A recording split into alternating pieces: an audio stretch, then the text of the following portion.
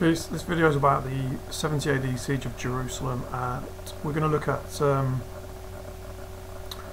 main scripture we're going to look at is Matthew 24, which is dealing with the end times, and we're going to break down exactly why there's so much misinformation and confusion surrounding the scriptures and what the world calls the rapture.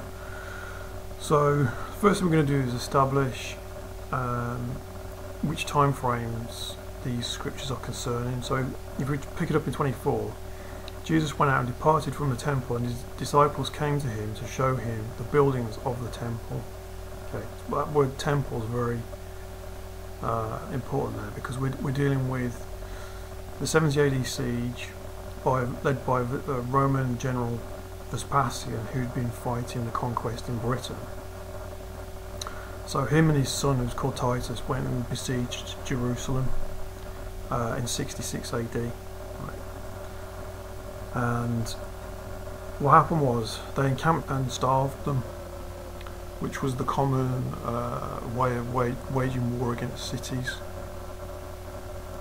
And the Jews who were in Jerusalem at that time, they got worn down, famine and disease took hold of them, and the calamity was that they were kind of eating themselves.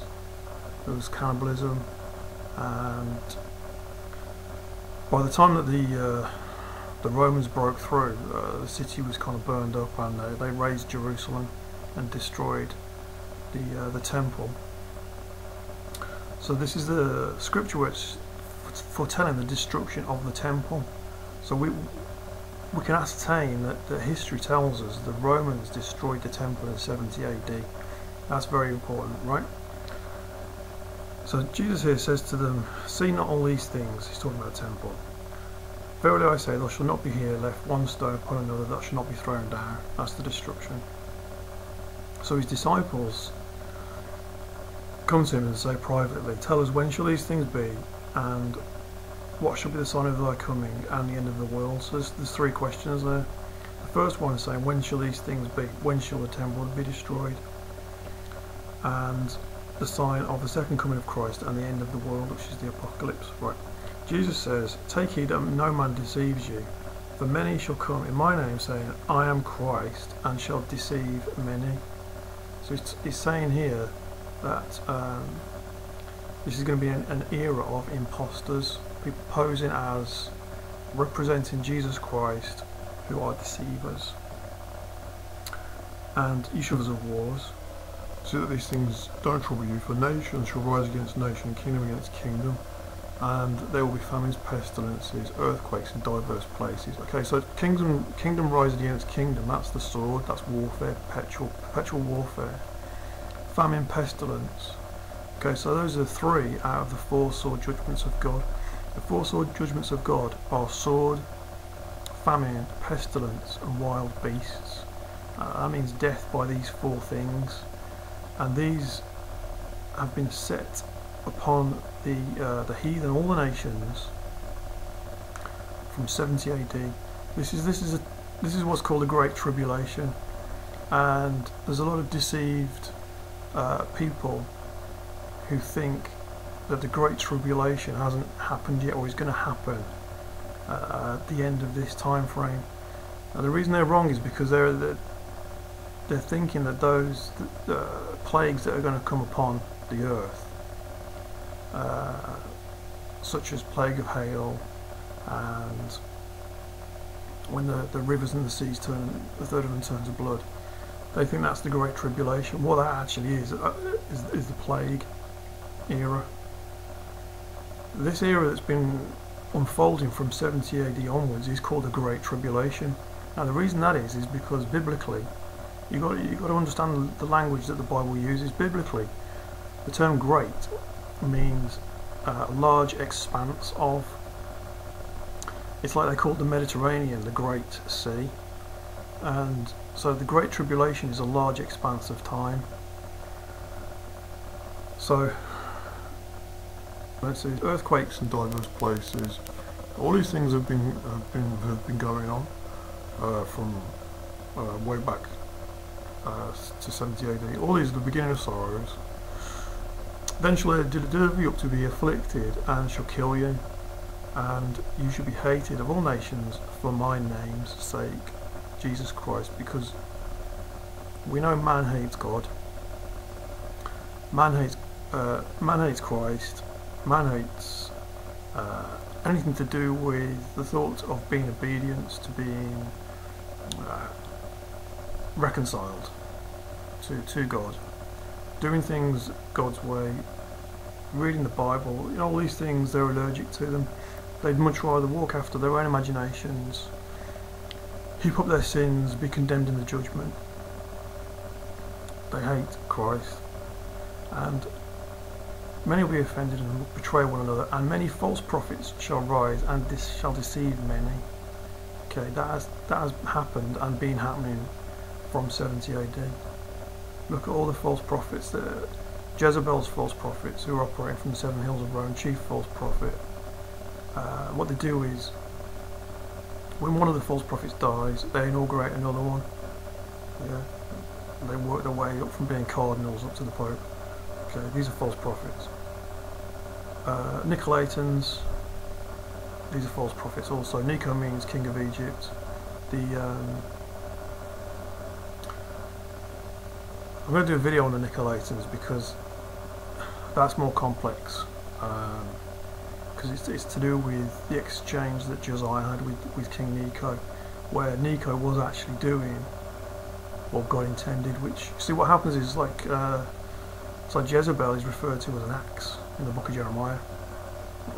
An axe is a destroying weapon, and the Lord uses Egyptian kings and these false prophets to destroy whom He will. So we don't wage war against the axe. We don't wage war against anyone except for our flesh. We keep ourselves. We wage war against our flesh, and that's the weapons of our warfare are not carnal.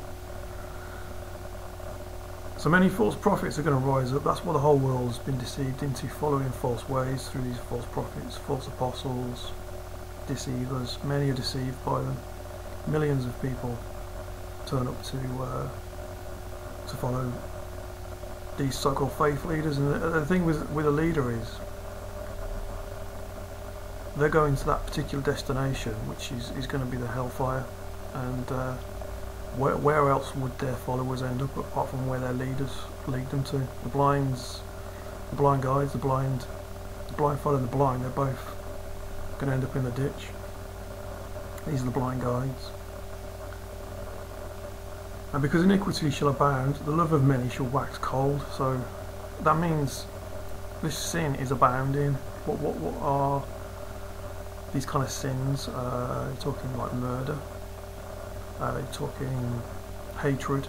There's plenty of hatred out there, and all these kind of things are closing people down towards one another, making people cold. That's what it means. But he that shall endure unto the end, the same shall be saved. So this is like what it says in Revelation about those who have overcome and been saved. They've been saved out of great tribulation. They've endured this time. So here in 15 it says, when you shall see the abomination of desolation spoken of by Daniel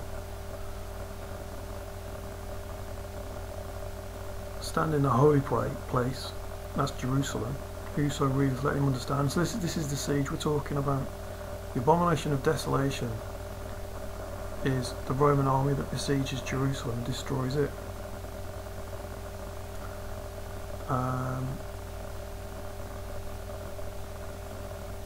Then which be in the Judea flee to the mountains. Okay. Don't go. That's basically saying don't go in the city because you're going to be besieged. Get up to the mountains. Let him which is on the housetop don't come down and to take anything out of his house. Neither let him which is in the field return back to take his clothes. So it's like Lot who was in Sodom and Gomorrah. It's like, get out of there. Right, this has already happened. All the false teachers are going to tell you this hasn't happened yet. This is all to do with the plagues that are unleashed upon the world in Revelation. That's not true. This is concerning the destruction of Jerusalem and the destruction of the temple.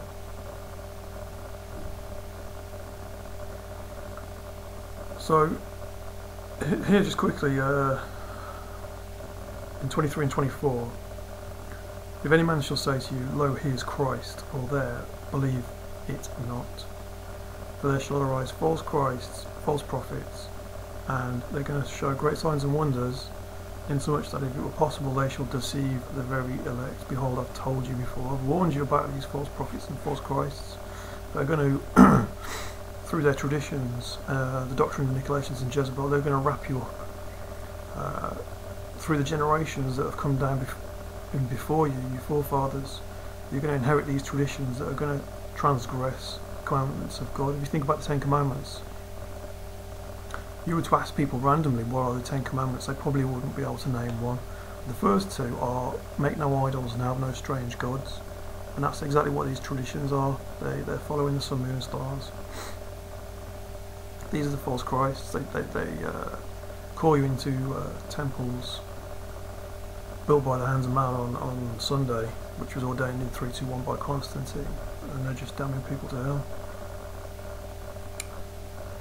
So this is important here. Wherefore, if they shall say to you, Behold, he is in the desert, go not forth. Behold, he is in the secret chambers, believe it not. So it's saying, what it's saying is this is not going to be tangible. There's not going to be something you can find out by the sight of your eyes. The kingdom of heaven comes not with observation. Behold, the kingdom of heaven is within you. This is a spiritual way. For as the lightning comes out of the east and shines to the west, so shall the coming of the Son of Man be. What this means is, can you go find lightning? No one ever went out to find lightning. Yeah, this is what Jesus Christ is like. He's like lightning. You can't find him by going out and searching for him.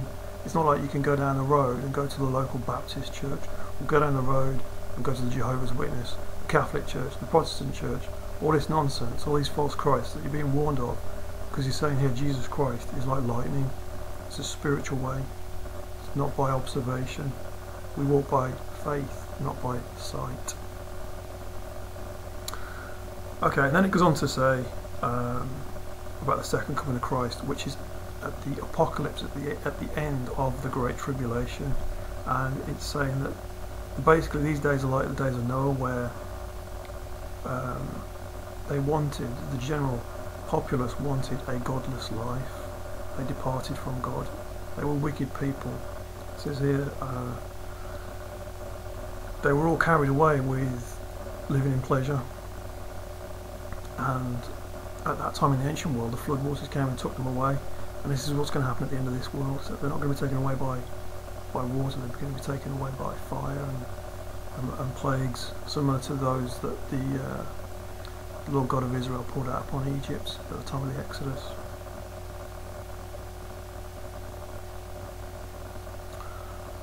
So this is the correct explanation of the end times Great Tribulation, the siege of Jerusalem, the destruction of the temple, and I know what I'm talking about. This is true. This is actually the interpretation of the scriptures. I've only ever come across incorrect, wrong interpretations by people who have no fear of God, who don't know Jesus Christ. The very false Christ that Christ talks about here in Matthew 24:24. So that is the siege of Jerusalem and the end times.